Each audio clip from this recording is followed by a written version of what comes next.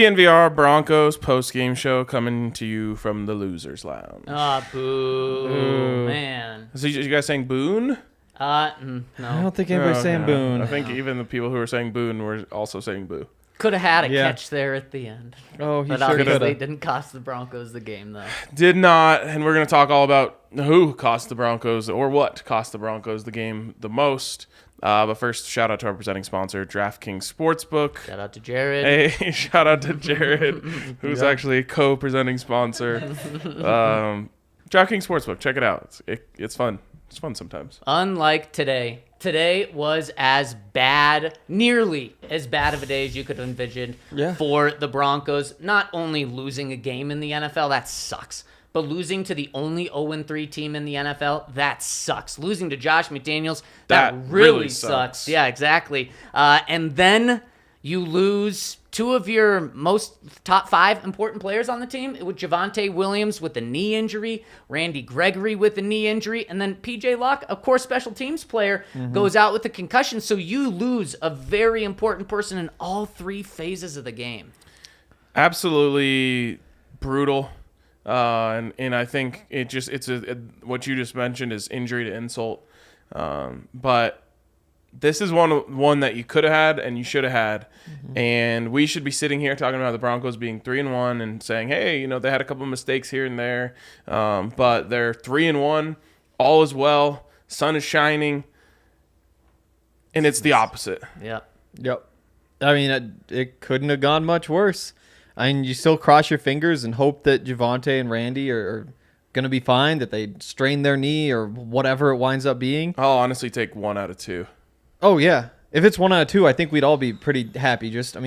We saw knee injuries and they left on carts. Yep. Like, it's hard to be optimistic. Body language with them. Yep. Javonte Williams sitting there with the towel over his head, I think saying to someone something along the lines of, like, not good or something like that. Yeah. And Randy Gregory. Yeah. I think someone said, like, are you good? And he said no. Yeah. Exactly. Yep. I mean, that's rough. It's rough. And then everything that happened on the field was rough, too.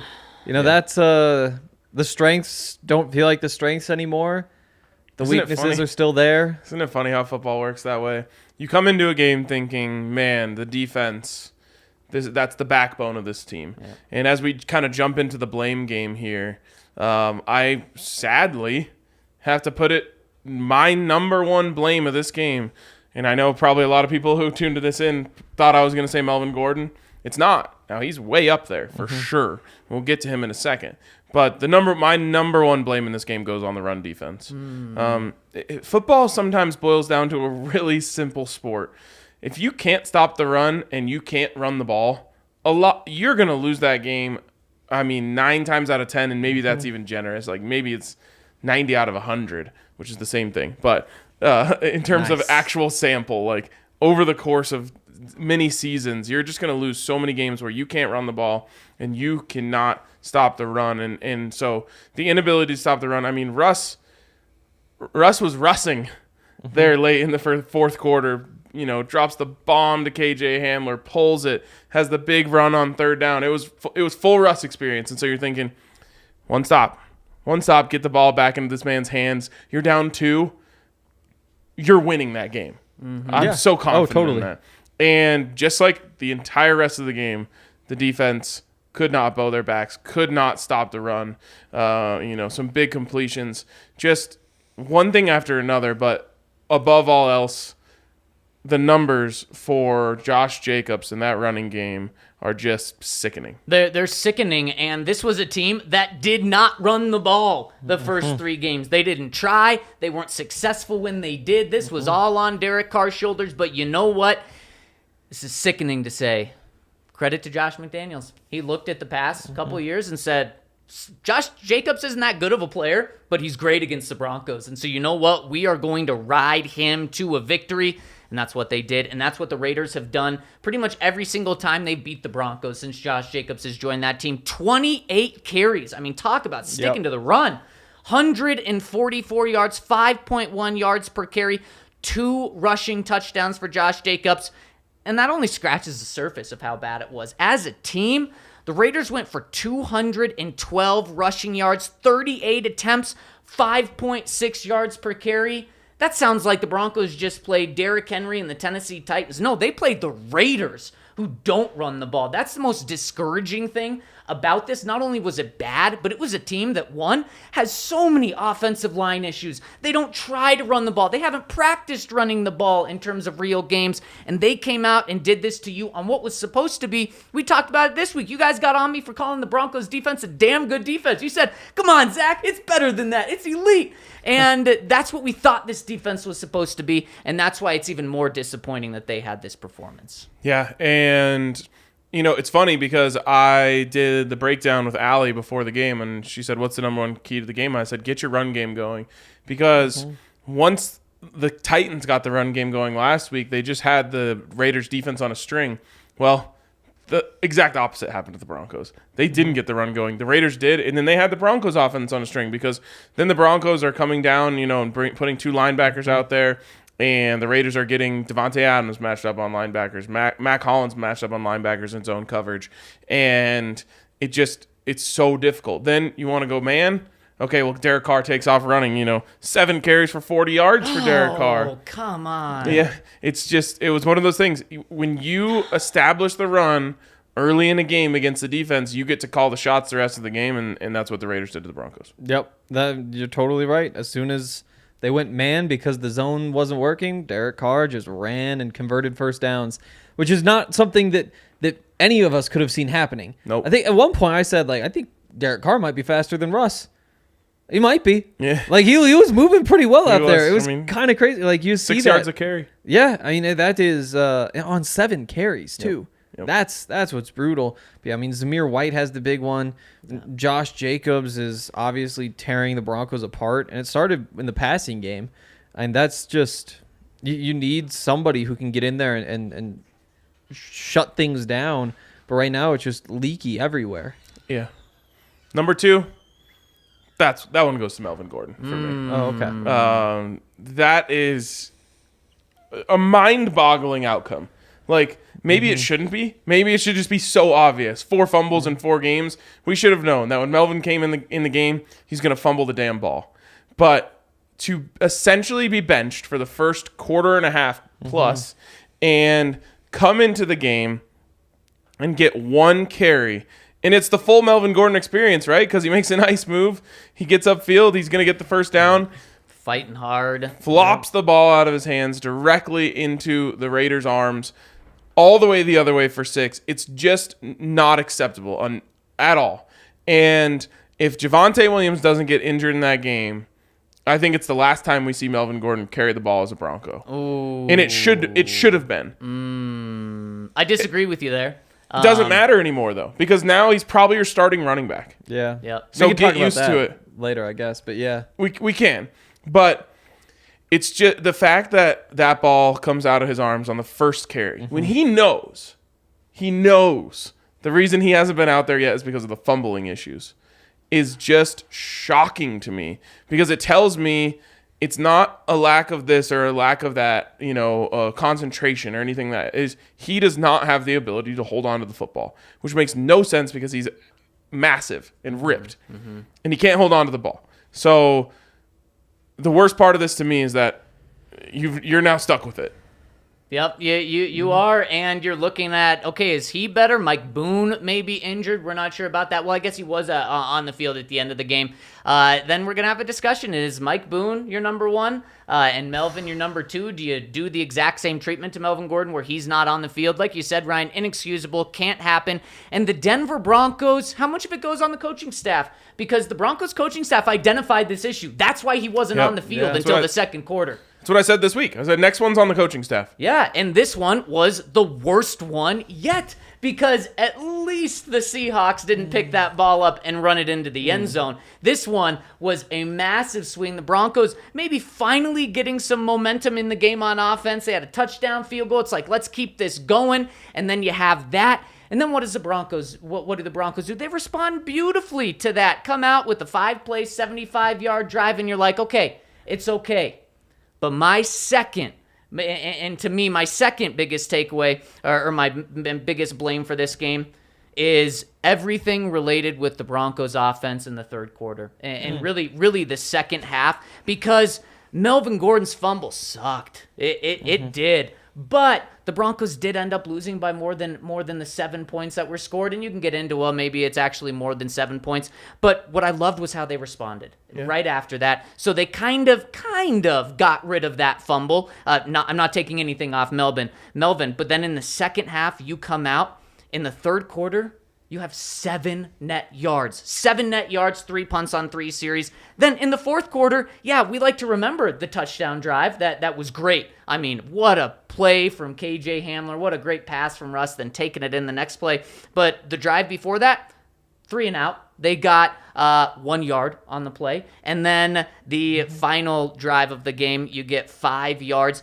Outside of the 90 or the 75-yard drive, the Broncos had 14 yards in the second half. 14 yards in the second half. You can't show up in a game and play 1 series and a half and expect to win. That was just disgusting. Especially it was disappointing because the Broncos had 16 points at halftime. It's like, okay, finally on pace for 32 points. The offense is waking up, and in the second half they completely shut down. Yeah, and I mean it's just so easy to see what happened too. Like the offense on the plays they ran, it's like, not great, but not terrible. But in that third quarter, the first one, you have the Max Crosby sack, and all of a sudden they're behind the sticks and can't make it up. The second drive, it's another Max Crosby sack, and again, they're behind the sticks. They can't make it up. You have the Garrett Bowles holding on the next drive. They're behind the sticks. Can't make it up again. Like, it's just every single one of these drives, you just look back and say, oh, there's where they went backward. Yep. And guess what? They couldn't come back from 2nd and 17 or whatever, which is a bit of an issue. At some point you want to see that, but they did later in the game. 1st and 30. Exactly. They had the 1st and 30 and came through. That's NFL blitz style. Yeah. This kind of goes into my big blame. It's the offensive line. That was terrible. Why is Melvin Gordon in the game? Because Javonte Williams had 6 carries for 9 yards at that point. Yep. I was saying you have to put him in the game just because you need some sort of spark. You need to try something, see if something works. And, I mean, I don't think I'm going to be saying that again next week. But still, you'll be saying it again this season. Probably not. But still, I mean, they can't get that running game going. It's 85 yards all game. That's terrible. Russell's pressured constantly. Yep. You've got the 2 holds from Garrett Bowles. You've got the hold from Graham Glasgow. There it is. We got 1 month left. We're learning. But, I mean, that offensive line was awful.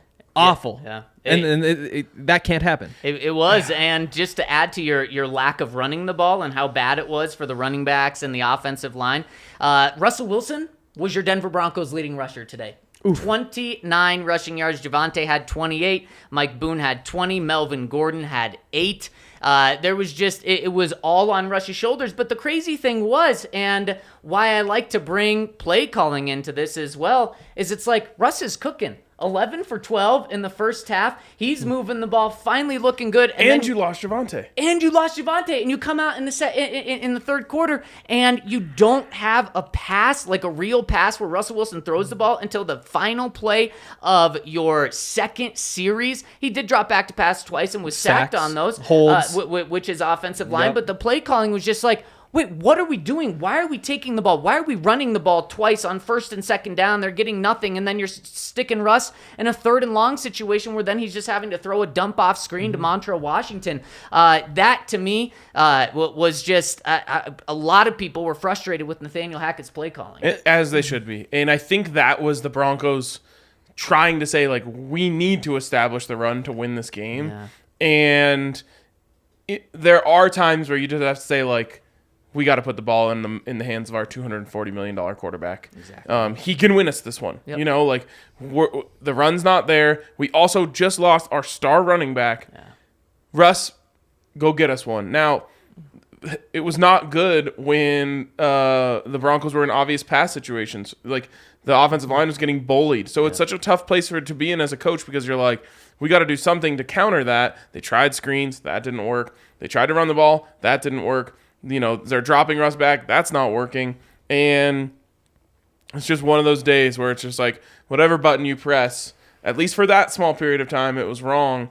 I think by the fourth quarter, the Raiders' pass rush was actually worn out a little bit because they've been pinning their ears back so much and running around so much all day that, finally you're able to put together that drive. But the offensive line for me was number 3.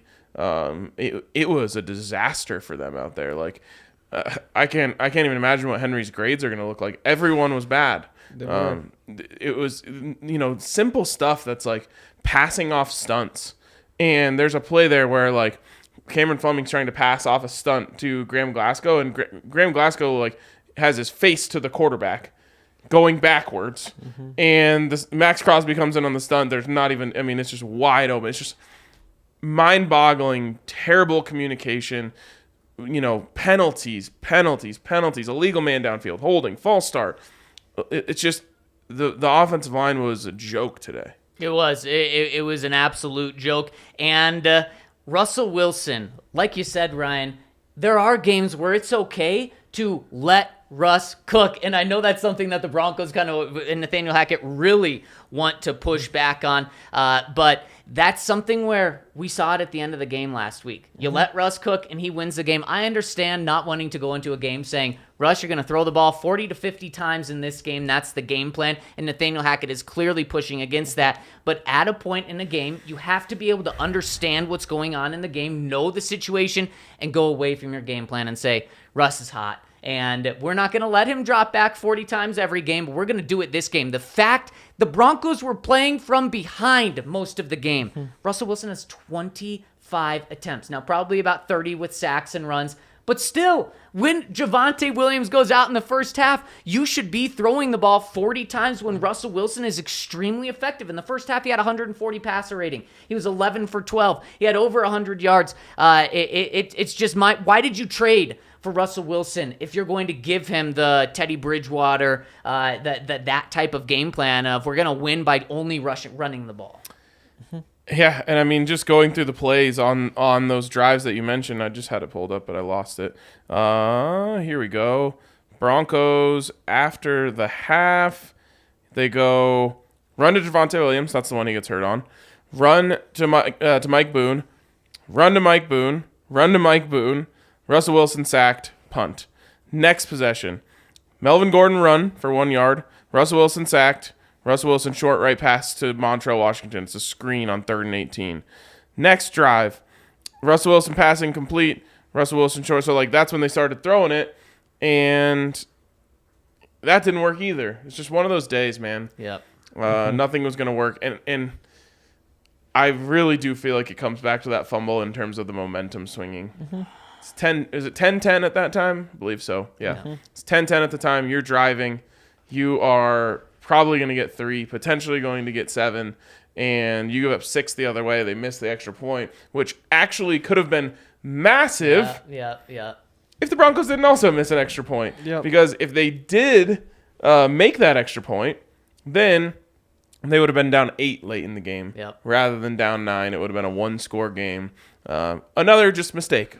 And the fumble was so bad, but it was even worse when you just look at the game flow. Broncos punt on their first series. Next series, they get a touchdown, some momentum. Then they get a field goal. Then you have this one where the Broncos are driving. They've already picked up a first down, making their way down the field right at midfield. They fumble. The next possession, they get a touchdown. So you're saying you take 7 points off the board for the Raiders with the fumble, and that turns in, I think it's fair to say, that's at least a field goal. Yes. We're talking about just how massive that was, and it was his first carry of the game. What are we doing? And like you said, Ryan, Melvin may not see the ball the rest of the game and be on the field the rest of the game if it wasn't for Javonte's injury. I legitimately think it would have been for the rest of time. I really think that would have been Melvin Gordon's last carry as a Bronco if Javonte Williams stays healthy. And I also, and everyone's going to really hate this, I truly believe he will be your starting running back for the rest of the year if Javonte Williams is out. It very well could be. And there are some updates with Randy Gregory and Javonte Williams, so let's get to those. But first, I have to tell you about us over at DNVR because we've got an awesome tailgate coming up this Thursday. That's kind of the good thing. The bad thing is you may not have these guys for this game. We'll get into that in a second, but you will be able to just wipe this loss out of your mouth, feel good about it, playing the Colts this week, and we're going to be having an awesome tailgate. Maybe call in sick on Thursday, take a half day, take the full day off because the tailgate's going to be going before work is even done. Thursday, Broncos play the Colts. We're going to have a tailgate. It's a big game, guys. 2-3. Broncos have an opportunity to wipe this one out, go 3-2, or they can go on a 2-game losing streak. You're going to want to be at the game, and you're going to want to check out our tailgate. Especially if you're a member, make sure to get the member price for our tailgates and check us out at thednvr.com. You know what I need right now? Breck beer? I was going to say a hootenanny, but that works too. Yeah, I mean, the vibes are bad, which means that you're drinking sad beers tonight instead of happy beers. But those beers should still be Breckenridge Brewery beers. Sad death. Oh, wow. It's liquid death, though, Wow. so at least it tastes delicious. Is it burying you alive? Yeah, this one's called Buried Alive. And Let me guess, Barry? Oh, I think so, Oh, yeah. I get it. That's what I want to do to that game right now. Wow. Yes, I agree. Wow. But yeah, I mean, hootenanny, October 8th. It's almost time. If you go to events.seated.com/hootenanny22, you guys know how to spell hootenanny. I'm not going to spell that for you. Then you can see who's going to be there. You can buy tickets. There's awesome bands playing. There's obviously like a whole bunch of beer and all that sort of stuff. It's going to be a really good time. So make sure you get out there and drink a bunch of Breckenridge beers regardless of whether you're there or not. Boom. Then you got to make sure you get your athletic greens in your routine. This is a big week to just get your health right before Thursday Night Football. Just got to focus in, take some cold tubs, and get you some athletic greens in your diet. Broncos should be crushing some athletic greens in the morning. First thing you do when you wake up, drink your athletic greens. Go on an empty stomach. I personally like 8 ounces of water, 1 ice cube. Then while you're shaking it up, the ice cube melts in the water, so you don't have to worry about chugging around the ice cube. That's always kind of a pain in the ass. So chug down your athletic greens. Get all of their incredible ingredients in there, including 75 high-quality vitamins, minerals, whole food source superfoods, probiotics, and adaptogens to help you start your day off right. It supports your gut health, your nervous system, your immune system, your energy, focus, and even aging. All the things. So make sure that you check out our friends over at Athletic Green. When you go to athleticgreens.com/Broncos, you will get a free 1-year supply of immune-supporting vitamin D and 5 free travel packs. You guys want the good or the bad news? And did you notice I said good news? On the Yeah. injury front? Give me the bad news first. Bad news, Javonte Williams leaving the locker room on crutches. Not great. No. I mean, that makes you think it's at least a couple weeks and anything's possible.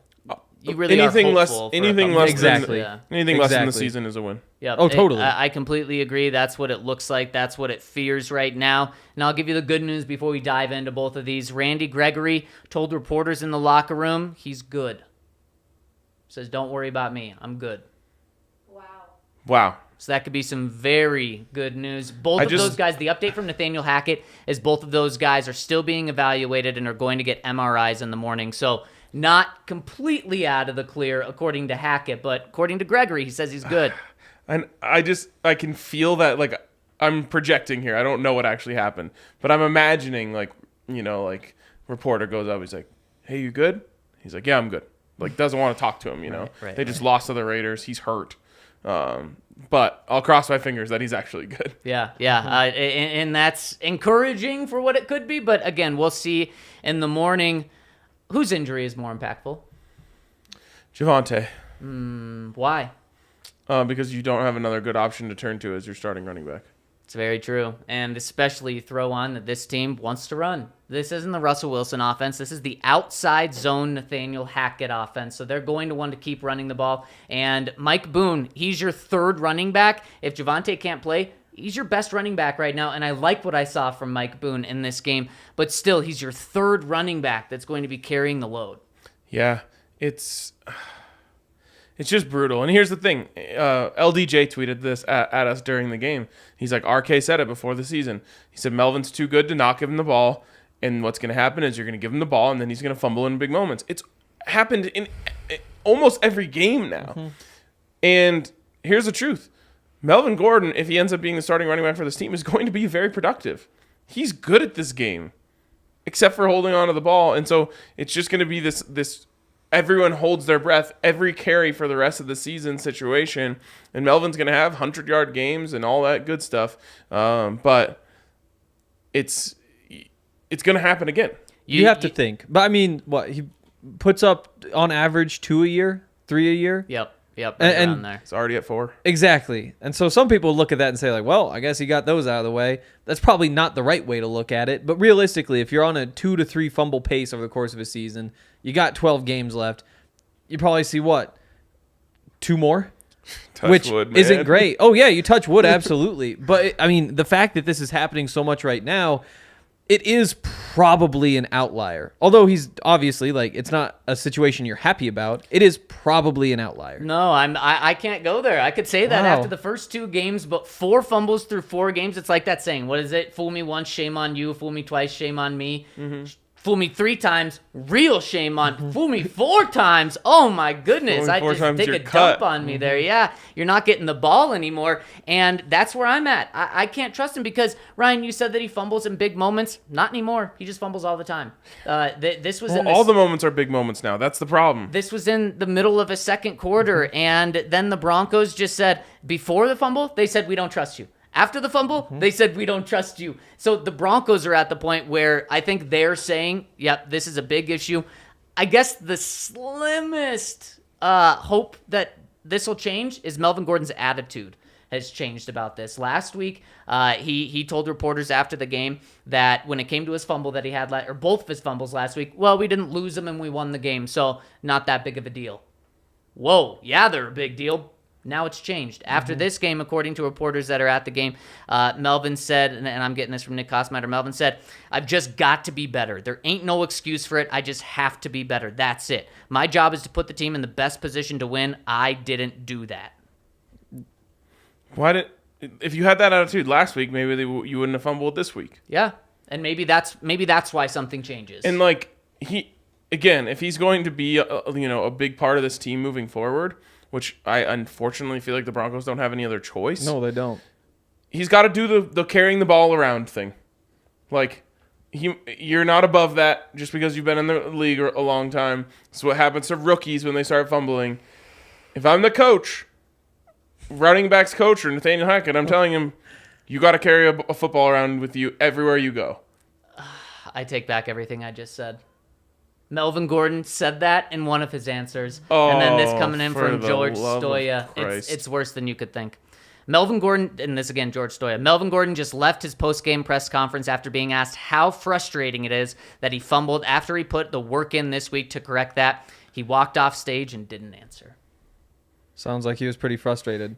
There's only one person to be frustrated at. When you are a ball carrier and you fumble, that is entirely on you. Especially when you just had a good run. What was he, 9 yards down the field? Did he even 7. get the first 7 yards down the field? A good run, and then it's ripped from you. That can't happen. Yeah, Yep. I can also understand how that question is it's kind of a dumb question. Like, how frustrating is it? I don't know. Very- The most frustrating a thing can be. Let me show you how frustrating it is. Yeah. But you stand up there and you answer. You the have question. to, and credit to Broncos PR. They pretty much always tell players who make big mistakes that, hey, you kind of have to go face the music now.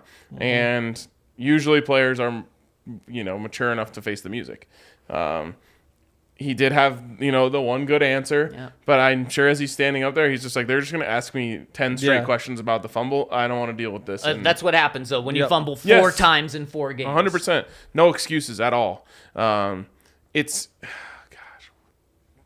Losing Javonte today is just the worst. Yep. You just have to hope that it's nothing serious, which obviously it looks serious. You just have to but- get lucky. Yep, exactly. Because you don't have an option No. other than Melvin Gordon. If you don't have Javonte. You said you were looking at free agent running backs today? Yeah, I didn't get very far, but there's nobody. Yeah. We'll definitely take a dive into that, I'm sure, this week. Yeah, and I don't know. I mean, to me, the injuries have to be the biggest takeaway from this game. Is all the other stuff we can talk about how you can fix this, and the play calling can be better in the third quarter, and all you can maybe not fumble the ball, and you can not miss extra points, and all that stuff can be talked about, and it can be fixed over a week's time. These injuries, if you get lucky with the Gregory one, thank goodness. But losing Javonte Williams for this team, to me, changes the outlook. Out of the top 5 weapons you have on offense, now you're going to be down 2 of them. for the year, potentially. I'll touch wood and just hope of some nice break happening for the Broncos. But the worst part about that is no one gives you breaks for this stuff. No one's going to say, like, oh, well, Nathaniel Hackett, he lost Tim Patrick and he lost Javonte Williams and, all that stuff. It just doesn't matter. And the same goes for Russell Wilson. No one's going to feel bad for Russell Wilson when the Broncos, struggle to run the ball because they lose Javonte Williams. This changes things. And maybe it is let Russ cook season after this, but that's not what the way this offense is designed to work. No. Unfortunately for the offense, it hasn't even been working the way that they want it to work in terms of opening up the big play action. Like, teams are just saying, we're not going to let you do the big outside zone fake handoff and drop back. Like, it hasn't worked in 2 weeks now because teams know exactly how to defend it. So it's a big problem. And even if it's just Javonte, and I hope it's not him at all, but that changes the outlook for this team. Well, and it Javonte, to answer the question I posed you, it is Javonte because look at the depth that you have at outside linebacker. There is definitely a fall off from Randy Gregory to whoever else, but at least you still have Bradley Chubb on the outside. At least you have Baron Browning, who's really showed us a lot. And it's really a big deal that the Broncos could potentially lose these guys because this is 1 week. You lose a game. Okay, the Broncos have lost plenty of AFC West games. You were hoping that was going to change now, but it's just 1 out of 17. Javonte, if he's out for a while, that's going to be something that impacts you every single game. And even if Randy Gregory says he's good, Nathaniel Hackett last week said when approaching injuries, guys that were already injured, he said, I have to keep in mind that there's a Thursday night game this week. So he's going to be, I think, extra cautious for guys that got injured in this game on if they're going to play in Thursday night's game. And so now you're not just talking maybe one injury that's going to affect you next game, but it's also 2 major injuries. I wonder how cautious you can really be this week, though. Because it's a game you need to win. Yeah, swing game. Exactly. You can't be If 2 this and was 3. a series, it would be a pivotal game 5. Yeah. It would be a pivotal game 5 because it's the 5th game. But yeah, I mean, we'll see. We'll see with all of it. And you hope that it's just something minor with Javonte. It doesn't feel that way whenever you see a guy on a cart with a knee, but there's not much you can do. If he can't go, then it's Melvin's job. The only thing I'm holding on to hope with Javonte is that you never saw, at least on the replays, I never saw. Like, the Gregory replay was obvious. It's like he steps weird. He kind of leans his weight awkwardly on his knee. Javonte one, they only showed it a couple times, but every time I'm looking to, like, where would that be? Didn't see it. That's the only thing that gives me a little bit of hope with him. I guess let's talk about coaching. How much did coaching play a role in this, and did your feelings change about the coaching staff today, Zach? Yeah, I mean, coaching played a huge role because I think play calling in the third quarter, and actually Russell Wilson, when talking about the game in his post-game interview, he said it was the third quarter. That's what cost him the ill-timed penalties, the ill-timed bad plays, and to me, the very bad decision-making of play calling. And that is on Nathaniel Hackett. And the game management, there was, I think, one questionable thing that we can talk about. But the offense was moving, you were clicking, and you just took the ball out of your quarterback's hands in the third quarter. And I think that killed the team. He was getting beat up every time he dropped back, though. You have to run the ball just to keep those pass rushers at bay. Because it was every time he dropped back, there was somebody in his face. And if you just keep plowing forward, they're just going to keep coming faster and faster. Again, I don't... But the run game wasn't working.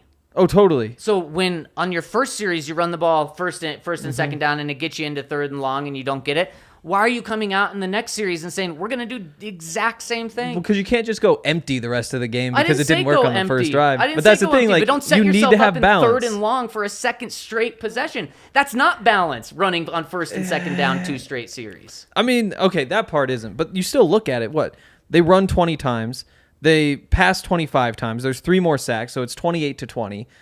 That's still pretty skewed toward the offense. Again, was the play calling perfect? No, they probably could have thrown another pass in here or there, take out 2 of the runs, 2 more passes, whatever. But what I go back to is just that they screwed up, like Russell said, on all of those drives in that second half. There's the sack, there's the sack again, there's the hold, then they get backed up to the 1. Nobody's coming back from the 1. That's so rare that happens. That was a ref mistake, by the way. Exactly. I still think that it's just the players shooting themselves in the foot. And if you want to go back to the coaches and say like, yeah, offensive line wasn't well coached, they were called for penalties. Like I can get behind that. But in terms of play calling, this isn't the game where I'm frustrated. That, by the way, that might be my biggest issue with the coaching staff today. The Raiders punt the ball down to the 1. It's tapped back to the 3, where it's then touched by the Raiders. The refs spot the ball on the 1-yard line. No one thought to say, like, hey, they got this wrong. Like, I thought, especially on obvious stuff like that, I thought you didn't even need to challenge. There's supposed to be someone who just says, hey, ball should be on the 3, and they should move it. But, I think that would be a challenge, though. But I'm saying, like, there are times where they can just buzz down to the refs and say, like, hey, like, no challenge. Like, before a challenge is even necessary, they just say, hey, you spotted on the 1, it should be on the 3. Even then, that's worth a challenge to me. Especially because it's a guaranteed win. Like, they hit the ball back to the 3-yard line and touched it there. This is obvious stuff. It's an automatic win. You give up one of your challenges, you ended up using 0. So that to me was the biggest miss. There was no clock management issues that came up today. There was a little bit of play calling, but they also did move the ball. They did score touchdowns. Not in the second half, though. Not 14 yards out of one drive in the second half. How are you not putting that on play calling? Now, you can put on a lot of other things too, of course. It's not all on play calling. But it was so frustrating, especially in the third quarter. The thing is that, though, like, a play call is only as good as the players who execute it. But Russell Wilson, again, 11 of 12 in the first half. No, I know. That's just what I'm saying is it didn't feel like they were going with the flow of the game. The run game was never really good in this game. At the end of the game, you come away with, I guess, 4.3 yards per carry, but Russell Wilson was on fire, and you just went away from him. Yeah, no, they should have done better in that area for sure. But Russell Wilson drops back 4 times in the third quarter. Yep, unless you got the holds too, for sure. But again, they couldn't stop those guys without holding. Like, it's, to me, the coaching staff is pretty far down the list today. Yeah, it doesn't really matter. They lost them either way, and now they have to turn it right around and figure it out against a much better running back. Potentially. Oh. Yeah. I'll tell you about that in just 1 second. First, I got to tell you about our DraftKings Sportsbook King of the Game. Bad timing for that? Maybe we'll get to the King of the Game in just a second. So first, I'll tell you guys about DraftKings. How about that? DraftKings, right now, they're giving you $200 in free bets for all new customers. If you place a $5 money line bet, you get $200 in free bets right away just after placing that bet. And another thing that they've got going, they give you the early wins, specifically on Thursday nights. If the team goes up 7 points and you bet on them on the money line at any point in the game, you cash out your bet right then and there. Doesn't even matter if they end up blowing the game. So you can take advantage of this. That's for everyone, not just new users, for everyone. But for new users, if you place a $5 money line bet, you get $200 in free bets over at DraftKings Sportsbook. So head to the App Store now, download the top-rated DraftKings Sportsbook app now, and use promo code DNVR when you sign up to get this offer. That's promo code DNVR. See the show notes for details. And guys, speaking of DraftKings, now let's hand out our DraftKings Sportsbook King of the Game. American Raptors? Let's hit this right now. Russell Wilson, 3 total touchdowns, and to me, that's probably the thing that just hurts even more. It's the cherry on top of this game. Is Russell Wilson. I've talked about how he had a great first half, but he had the best game of his Broncos career today. 3 total touchdowns. In the first half, had more touchdowns than incompletions. He was looking great. And then, in my opinion, for a variety of reasons, the Broncos team, coaching staff let him down in the third quarter big time. And then Russ, we saw him come alive, gave us hope, gave everyone life to the team, and then they just weren't able to get the defensive stop. But Russell Wilson, to me, king of the game. Absolutely. And again, this game was really close to being like the Russ game. If they just get one stop on defense, there's not a doubt in my mind that he goes and he makes another big third down conversion and he does something else with his legs and they go down there and they kick a game-winning field goal. And that is one of the more disappointing aspects of this is he looks pretty darn good. It was weird just the weight, like it never felt like the Broncos were necessarily in a rhythm on offense. It never felt like they were like, I don't know, calling back-to-back good plays. Like it felt like it was kind of like rabbit out of a hat type of stuff from Russ a lot today. And that's what he gets you. That's why you pay him all that money is he's able to create stuff. It doesn't have to be like everything's working and the run game opens up the pass game and this, that, and the other thing. It's like, sometimes Russ can just be really good. And that's what it felt like for me today. But even if you just like look at the receiving chart, it's kind of weird. KJ Hamler leads the Broncos in yards today with 55 yards on one catch. And as far as I'm concerned, we'll have to see the snap percentages. It's the only play I remember him being out there. Me too, yes. Which is crazy. Jerry Jeudy, 4 catches for 53. Sutton, 5 for 52. Kendall Hinton, 2 for 39. Eric Saubert, 1 for 25. And like a couple other guys with 1, including Russell Wilson himself. But there was no like, Cortland's dominating his matchup, so you got to keep going back to him, even though it kind of felt like that early, or it was like, Jerry Jeudy's open on every play. Also, both Jerry and KJ tripping on what should have been walk-in touchdowns. Just like little weird things throughout this game. But Russell Wilson was the reason why you were in this game so long. I think all that stuff goes back to the offensive line. Yeah. There's no like, look, we're going to run this double move to Cortland because they're sitting at... There's no time for a double move. Like, there's no building off the run game because they're not worried about the run game. They can shut it down whenever they want. Like, when that offensive line is struggling like it struggled, the fact that Russell was able to do what he did, it's exciting. And, Russell did have a couple of those throws across the middle that still just aren't in the right spot, and that gets kind of frustrating. But... good day. If the defense would have given the ball back, he would have had a real chance to have a really great day. And this is just, talk about kicking the nuts. I've kind of avoided that phrase for a couple of times this podcast, but it's going all around social media now. The Geno Smith to Russell Wilson comparison. In the first 4 games, both are 2-2. Geno, 77% completion, 1,037 yards, 6 touchdowns, 2 interceptions. Russell Wilson, 61% completion, 980 yards, 4 touchdowns, 1 interception.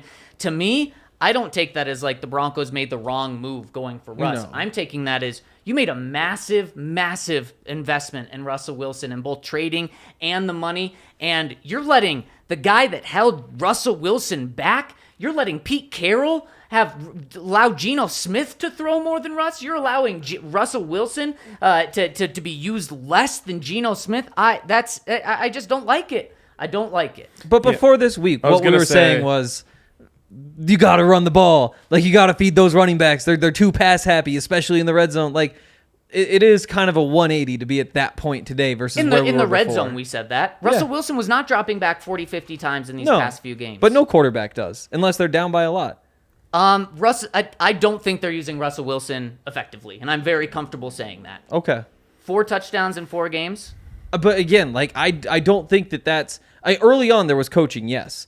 But this one, I still don't think like it's a big decision. Like, could they have, instead of handing the ball to Melvin on the second drive of the second half, could they have thrown that ball instead? Like, sure.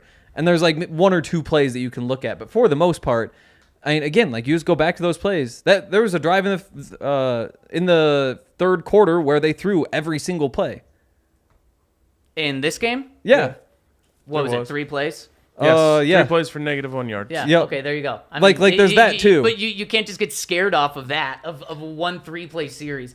I don't like the way they've used Russ so far. I think they've been holding Russ back a lot. And that was a big conversation last week. Was they held Russ back and then they unleashed him when it was finally time. I think they need to unleash him more, and I think we saw that again in this game that they held him back. And this is the same conversation that has been had every single season of Russell Wilson's career to this point. Is they're using him wrong, they're not doing this. You have to let him go do his thing. You can't put him in a structured offense.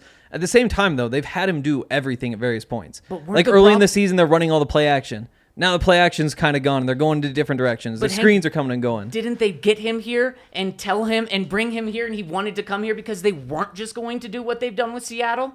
Oh, totally. But I think that this is just kind of comes with the territory where you can't just say, well, we're going empty, we're going 5 wide. And honestly, I think they should have in that third quarter, but that's just such a dangerous situation to put yourself into, and that's the difference. Because either you're running plays from under center or you're not. And if you want to go shotgun, you can go shotgun, but you know you're losing the threat of the run game, and maybe they need to do more of that, but it just...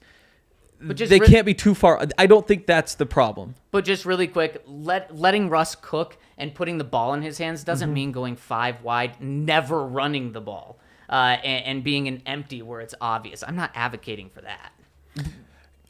I think, number one, more vertical routes. Pretty much all the damage that Russ has done this season has been on vertical routes. Now, he's done a pretty good job of taking away the narrative that he can't use the middle of the field. Even the touchdown to Cortland in the first quarter, that's middle of the field. That's great read. That's incredible throw. Just an absolute missile leading Cortland behind 2 different defenders. But, I mean, every time they get him going vertical, good things happen. Yeah, a lot of the time, though, it's because there's time. Yes. Like there was the one that sailed over the guy's head on the sideline. We were like, oh, here it comes in that dry spell. I think that was in the third quarter. Maybe it was like early in the fourth. But you see him drop back. And he stands there. And he stands there.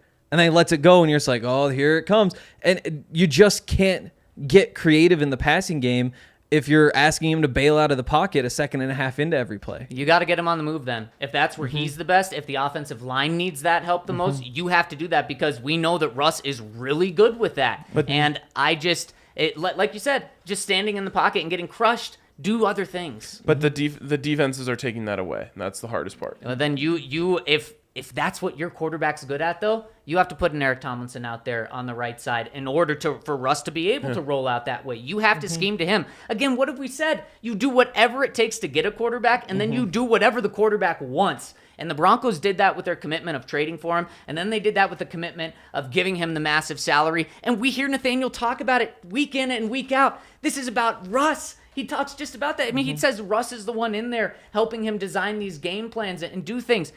They've made it all about Russ. I just want them to go all in on the field with it. I honestly don't know if they're going to have a choice moving forward. Yeah. Now, again, I do think Melvin Gordon is going to do just fine in terms of producing yards. I have no idea what's going to happen with him fumbling. All the evidence I have is that it's going to come back to bite them again.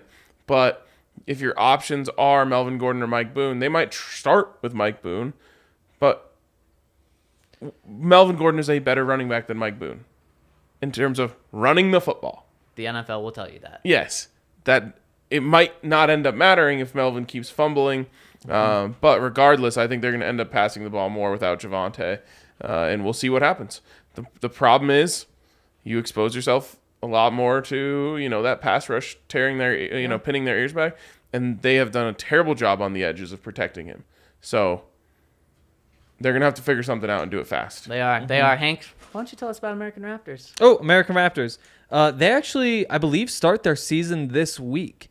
Ooh. I think it might be the same day as the Hootenanny, so I don't... Got to choose. You can hit both. You could potentially hit both. You could potentially hit both. But if you do go to see the American Raptors play rugby out in Glendale, you'll be excited because they were 5-5 last year. It's a bunch of athletes they took from other sports. They're trying to train them up, get them onto the U.S. national team, which trains at the same facility. Best part for you is that the tickets are free. So if you go to AmericanRaptors.com, you can claim some tickets, go to games. It's a fun sport. Follow along with Colton Stricker with DNVR Rugby, too.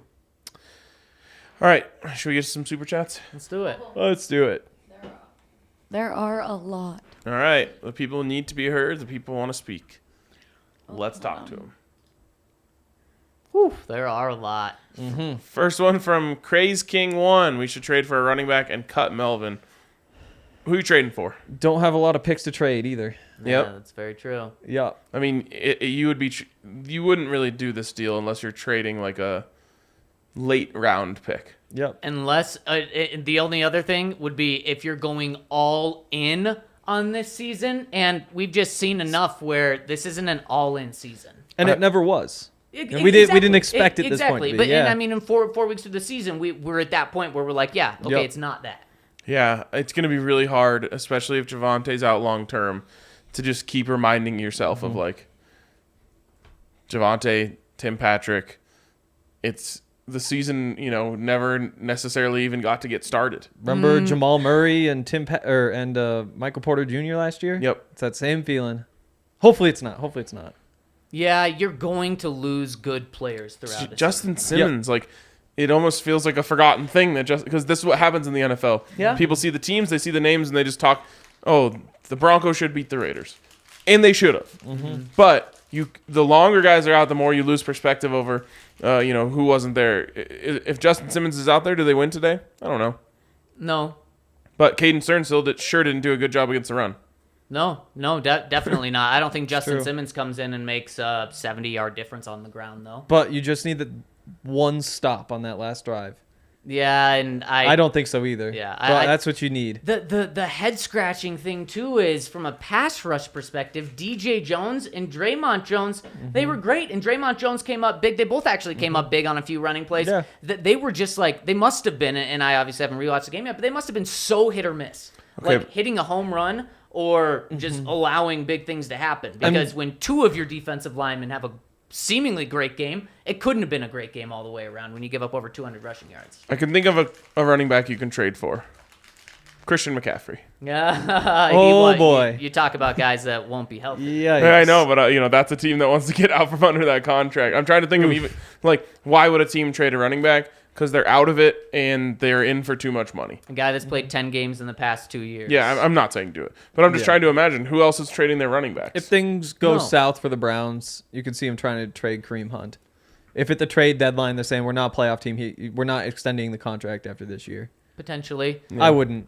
I got to give a lot of credit to our listeners. A lot of people giving Divine Ozigbo a lot of love. The practice squad running back. Why? Yeah, I'm impressed that they know who he is. We got some educated listeners. Okay. They're calling for him over Melvin. $10 from Alexander Weatherford. No, hold on. Slow down. Oh, why? Okay. 4 from Tanner. Thank you, Tanner. Thank you, Tanner. 5 Appreciate from you. Tanner. Thank you, Tanner. Oh, sorry.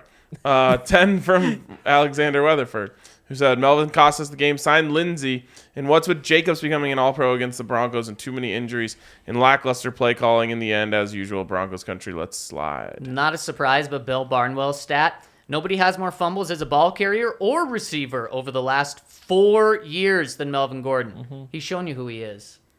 Mm-hmm. And he's showing that it's even worse this year. When someone tells you who they are, believe them the first time. I've said it once, I'll say it a million times. But the reason he's still around, there's 2 players?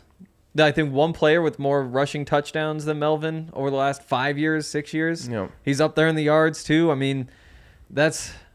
I'm telling you, give him the ball.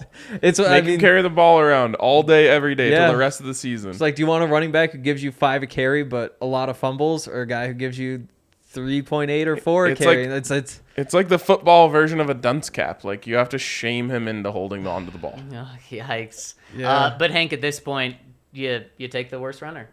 Yeah, I think so. You have to. The guy that's going to protect the ball, that's going to be frustrating because you're getting 3 yards per carry, 3.5 yards per carry, because you have Russell Wilson. Yeah. Especially if you're put into a position where you have to use him and have to rely on him more.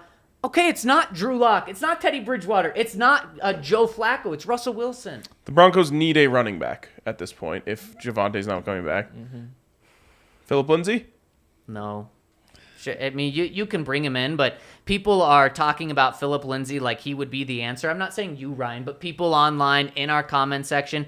No, this guy has just not been good since he left Denver. Yeah. You would be bringing in a guy that absolutely would hold on to the ball, but you'd be bringing in a guy that, Hank, you just threw out that scenario, a guy running for 3.8 yards per carry but holding on to the ball. Philip Lindsay, even worse than that. 2.8 last year. Yeah, exactly. 2.6 with the Texans, and he's a guy that the rest of the NFL has said can't play either. He is not an answer. He's a great feel-good story. I love Phil for his time here, but if you do that, you're bringing him in to, be a third running back. But that's what you need right now. You need a third running back. No, he'd be your third running back on this team right now.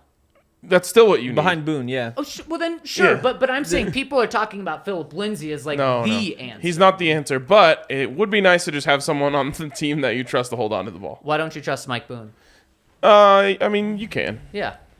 But you need a third. Catching it, I guess. But the other problem for Phil is he doesn't play special teams. Like you don't want him as a gunner on the punt team or anything like that. He did do that his rookie season in the preseason. He was actually pretty good at it. And then he was too good, so they took him off. Okay.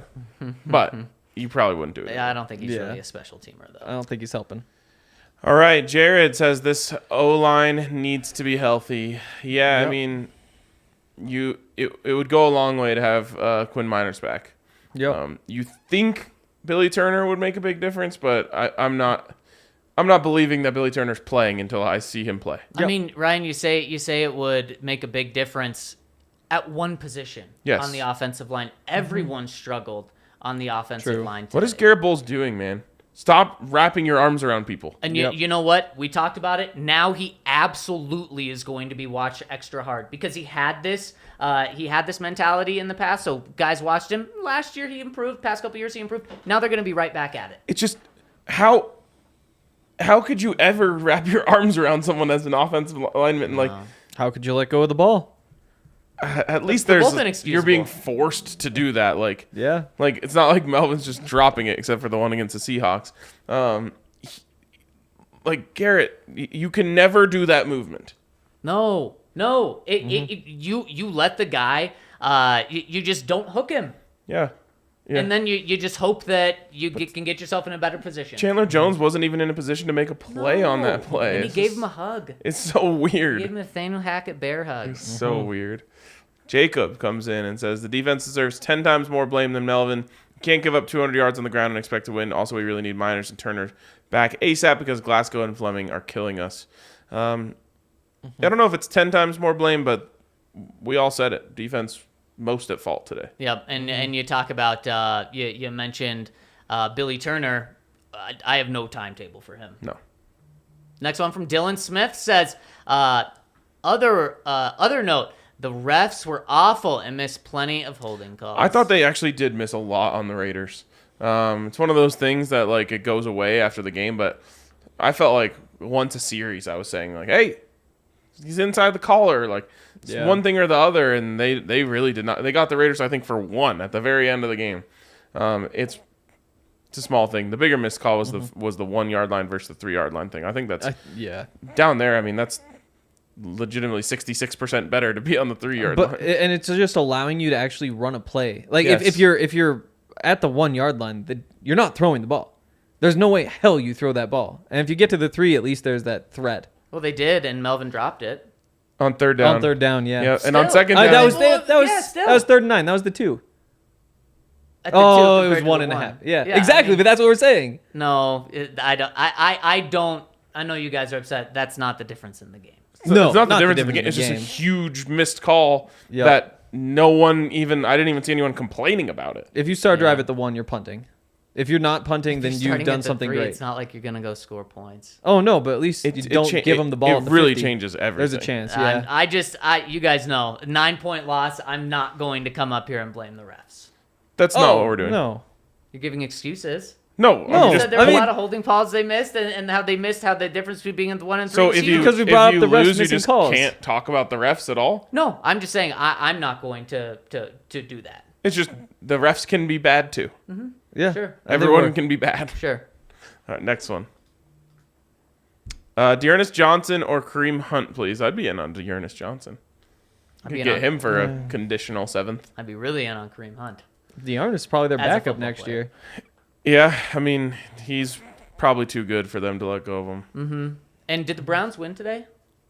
Are they 1 and 3? Who'd they play? Oh, The Jets. The Jets. No, they lost. So they're Wait, 1 no, that was Steelers Jets. Steelers, Jets.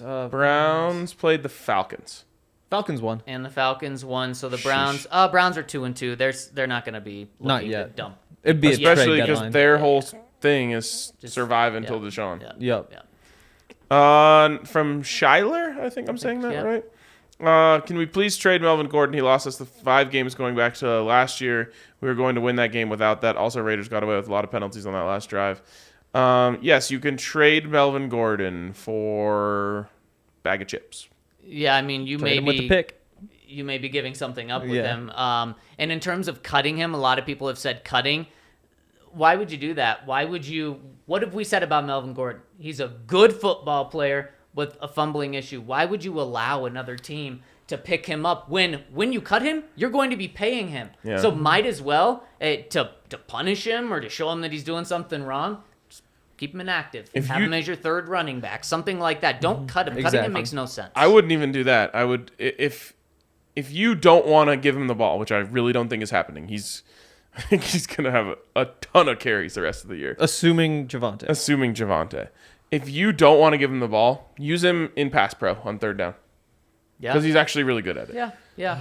And When Mike Boone blew that block. I know. Ugh.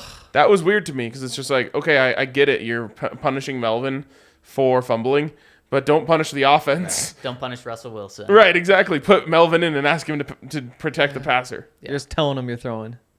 Yeah. I mean, and not at that point. They don't know you're not willing to give them the ball. But I mean, eventually. I'm talking 3rd and 11. Yeah. Everyone knows you're throwing anyway. Right. Next one from Dylan Smith. He says, I hate Josh Jacobs. He plays like an MVP every time we play him. So isn't it weird how stuff like that happens? It's just rivalries. It's so bizarre. And the other thing that really got under was just grinding my gears today is the Broncos have this weird thing where when something starts to go wrong, all of the players who, for lack of a better term, fuck up, do it. Yeah. You've got Garrett Bowles holdings today. You've got Jerry Jeudy drops today. You've got Melvin Gordon fumbles today. It's like when things are going right, they go right. And, every once in a while you have one of those things pop up. But it feels like once one little screw jiggles loose, all the other ones fall out too. I mean, they're just still trying to find a way to win, right? And try to form that winning identity. Yeah, for sure. They really do.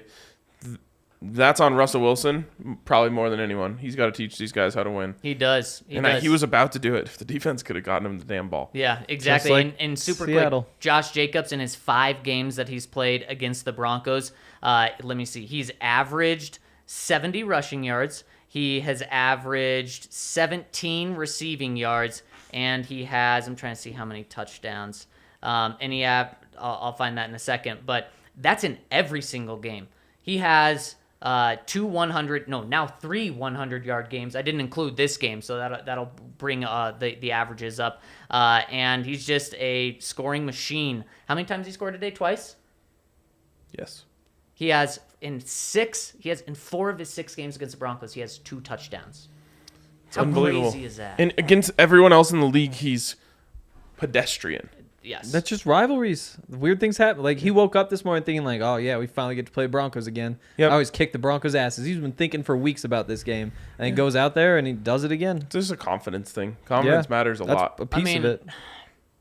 We didn't talk much about Josh Jacobs. I'm sure the Broncos obviously talked about him. He was on my White War Wednesday. Yes, he was. But for the Broncos, it was Davante Adams. It was Hunter Renfrow if he played. It was Derek Carr, and it was Davante Adams. And Darren Waller. And Darren Waller. And the Broncos did very well against those guys for the most part. It was, and we probably would have said last week, if Josh Jacobs is going to beat you, well, tip your cap to him because at least you shut down those other guys. And for the most part, that's what happened. And I would have said, there's no way because no one's been able to run on this team yet. Yeah. And they just got gashed up today. Yeah. By the way, speaking of Davante Adams, Pat Surtain was definitely a candidate for king of the game. He did a great job on him, man.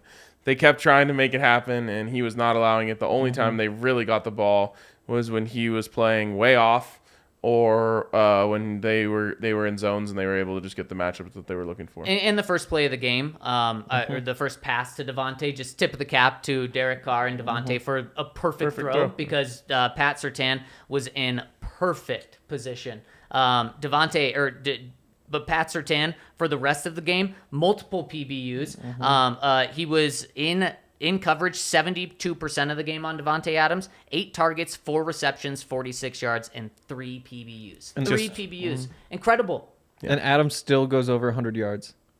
Right. Despite that. On other people. Exactly. Because they were just moving him. They were moving him around anywhere they had to get them a matchup that they wanted. Smart, because you had to. As soon as the Broncos came out of man, then they were looking for him. Yep, exactly. All right, from Levon, he says, "Is this defense not good, or am I overreacting?" It's tough to say. I mean, the sample size we have is 4 games. 3 they were very good, if not elite. 1 they were bad. I don't think I don't think that I'm coming away from this game saying the defense is bad because we have 3 other games that show us otherwise. But am I questioning if they're elite? Absolutely. And I'm looking at certain players and just saying, is that player good? For one, Jonas Griffith. Brutal today. Caden Stearns did not have a good day. Josie Jewell did not have a good day. Those Kareem inside Jackson, linebackers. I feel like the age is showing. Some missed tackles and stuff like that where normally you would have expected him to make. On the other side, Draymond Jones, definitely good. But that's and same with DJ Jones looked good, but how are both of those guys looking good and still giving up 200 yards? That's when you got to rewatch. Yeah. Figure out what's that's going true. on. I mean, it could be boom or bust plays for them because I think Draymond had 2 or 3 TFLs. Yes. Yeah. At least one's right at the line of scrimmage. So it's funny because you can have 3 TFLs in a game and maybe you got pushed around the rest of the game. And on the stat sheet, it looks good, but tough. Next one. Really, really quick before we do Ian Rappaport with some not good news. He says Broncos running back Javonte Williams is feared to have suffered a serious knee injury. Source said he'll have an MRI tomorrow to determine the full extent, but there is not a lot of optimism surrounding the injury. No surprise. That's kind of how we're approaching it. But no good news coming out. Man, it's so weird that play just did not, like, we've seen ACLs, I don't know, 1,000 times as sports fans. Yeah. Didn't look like that to me. No. Honestly, the Gregory one was like, oh no, like a fluky As soon thing. as you see the little twitch of the knee, and then it's like, oh great. And that Javonte one, I was looking for it, and I just didn't see anything, but it doesn't matter. Next one, Jacob. Divine was a beast in college. To be fair, he's got tree trunks for legs. Both true. See, I'm just giving credit to our listeners. It's impressive you guys know him. It is for sure. Jacob's a Nebraska fan, so not as impressive. Oh yeah, okay, there we go. So he's a Randy Gregory fan. There you go. Kyle says if Javonte doesn't injure his knee, I think Gordon is cut this week. Javonte getting hurt doesn't give you the luxury to cut Melvin. That's possible. Exactly how I feel. Very possible. I really think that's where we were headed. Again, I don't think he's cut. Well, yeah. Inactive. He was Benched. out of the out of the Yes. rotation. Because he already was coming into this game for the most part. Yes. And the coach, whoever's decision it was to put him in there, it's usually not the head coach's decision. Usually running back. And when Nathaniel Hackett has talked about this split in the past, he's pointed to the running back coach, Tyrone Wheatley. So there you go.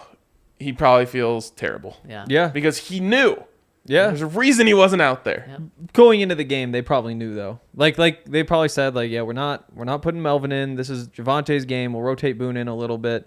But if you get to the point where you need to try something, there's a thing you can try. And it worked for 90% of the play. About 2.5 seconds. and then when Boone came in, he was the spark.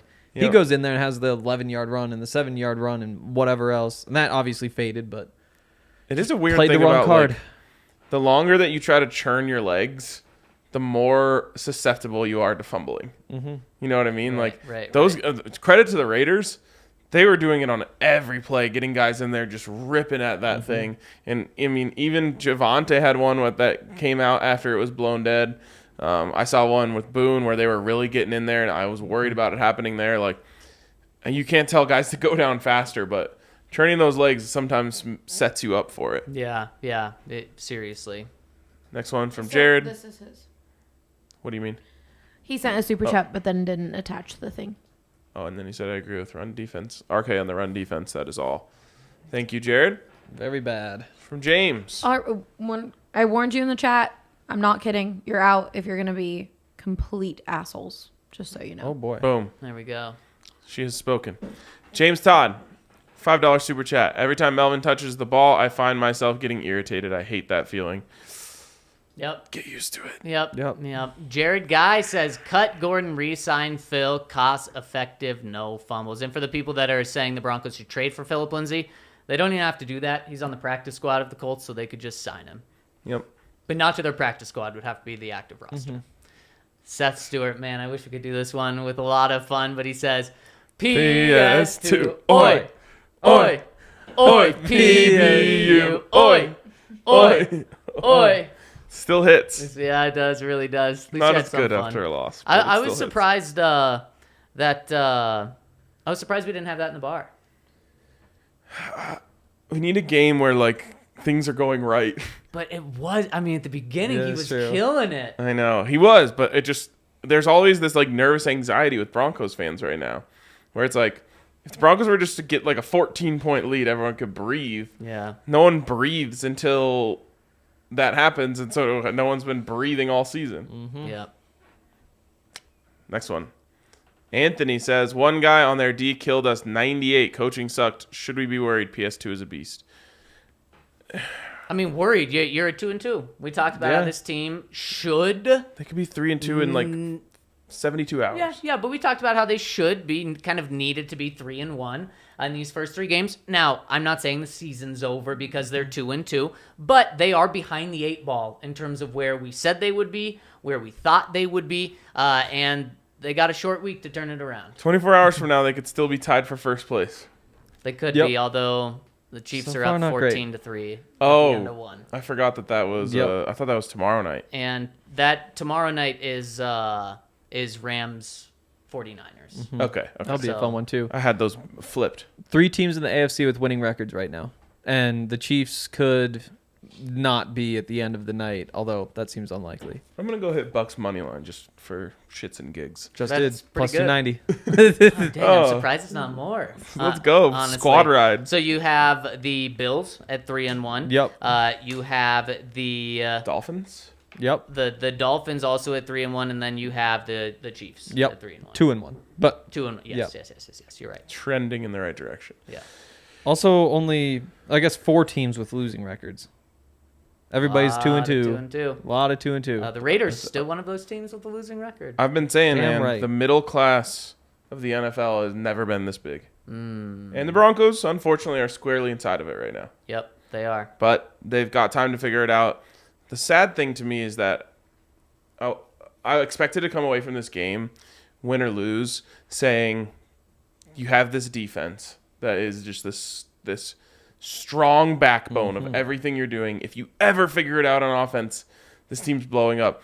Now, that's in question. Yeah. And the sample size is not big enough one way or the other to decide yet. Exactly. Yep. Next one coming in from Jacob. He says, I do feel like PJ Locke being out was huge. Not having good run support from the safeties was killer. Yeah, and who knows if PJ Locke was going to provide great run support.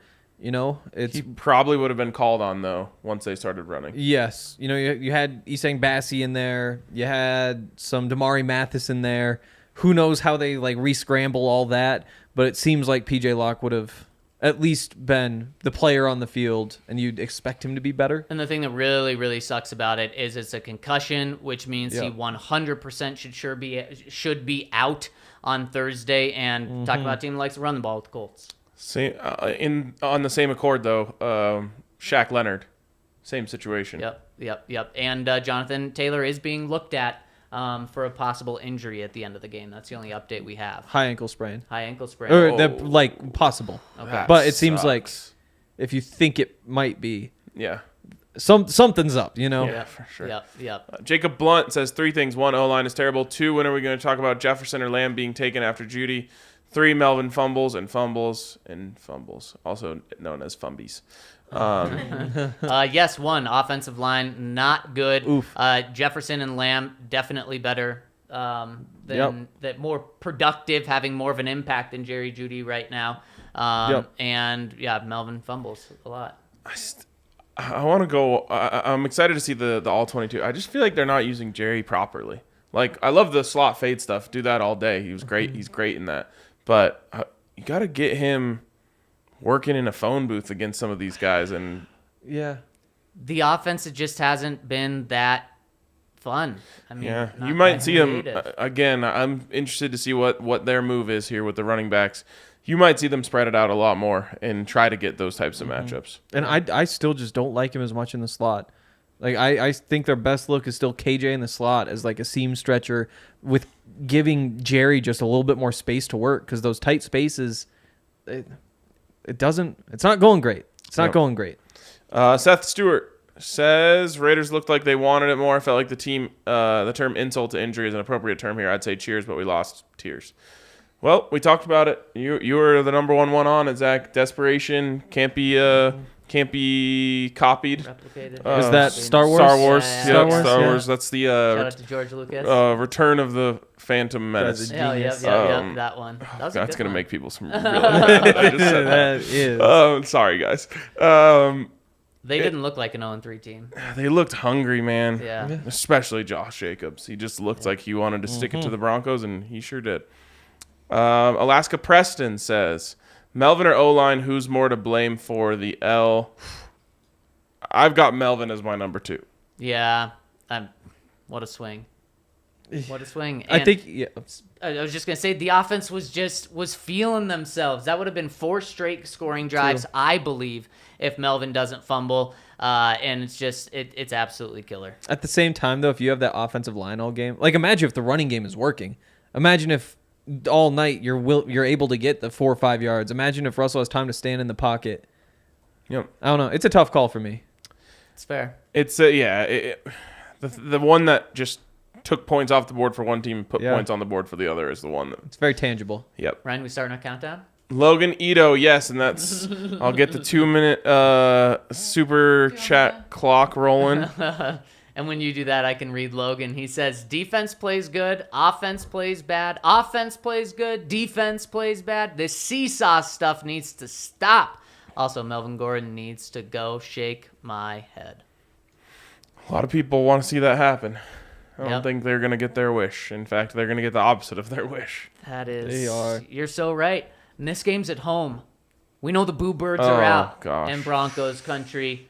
Are they going to be out on Thursday? The Broncos need a game to just go right for them in the worst way. Yeah. Just a couple breaks, a couple bounces go their way early in the game. They get a big lead. They're able to, make some plays and try some things and do things without stressing over it. They need it in the worst way. Hopefully it happens this Thursday. I'll tell you what, though. I mean, for not being like the worst team in the league, the Colts are seemingly a good team to get a good win against. Yep. Like a bounce back win where you kind of dominate them all game and then they kind of scratch their way back. Outside of the Chiefs game where they were great against the Chiefs and the Chiefs did make a lot of errors.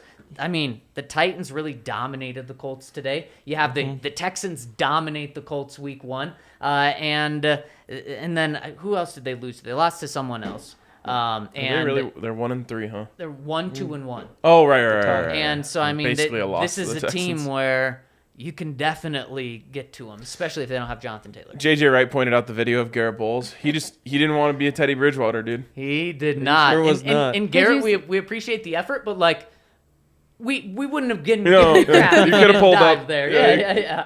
Could have pulled up, but he was like, I want everyone to know I tried my hardest. The funny thing is, it wasn't even like hands fully stretched out. It was kind of like Because he didn't want to land on his balls. When you when you fully extend, it is the worst. You land especially when you're a bigger dude, you're going to crush your balls. Yeah. His wife quote tweeted the video and Yeah. was like, I am dying laughing. Yeah. Like, sorry, Garrett, but this is hilarious.